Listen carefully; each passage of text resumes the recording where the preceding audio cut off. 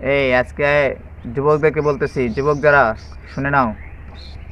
এই যে প্রেম ভালোবাসা, তারপরে যাই হচ্ছে এই সুন্দর সুন্দর রোমান্টিক গল্পের বক্তব্য, এগুলো শুনে মজা নিও না, এগুলো নিয়ে মগ্ন হয়েও না। যুবকদের জন্যই কিন্তু একটা কঠিন সময়। আল্লাহ তাআলা বলছেন যুবককালের ইবাদত কিন্তু সবচাইতে বেশি কবুল করে থাকেন। হুদাই এই ভাইরাল বক্তা যারা রয়েছে, যারা প্রেম নিয়ে কথাবার্তা বলে, ভালোবাসা নিয়ে কথাবার্তা বলে, তাদের প্রেমে মগ্ন হয়েও না। এই বয়সটা আল্লাহর ইবাদতে কাটাও, যেটুকু পারো অল্প ইবাদত করো। আখলিস দীনাকা ইয়াকফিকাল আমালুল কলিল। অল্প আমল করো, সঠিকভাবে করো, এই আমলটুকুই কি তোমার নাজাতের জন্য যথেষ্ট হয়ে যাবে। আর মন থেকে হিংসাকে দূর করে দাও।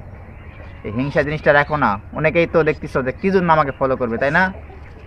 ফলো করো, দেখো তোমাদেরই লাভ আছে। দ্রুত আল হিকমা এই পেজটি ফলো করে দাও, দ্রুত এখনই ফলো করো। দেখো, ফলো করো, ফলো করো, আর করো নি কেন এখনো? ফলো করো।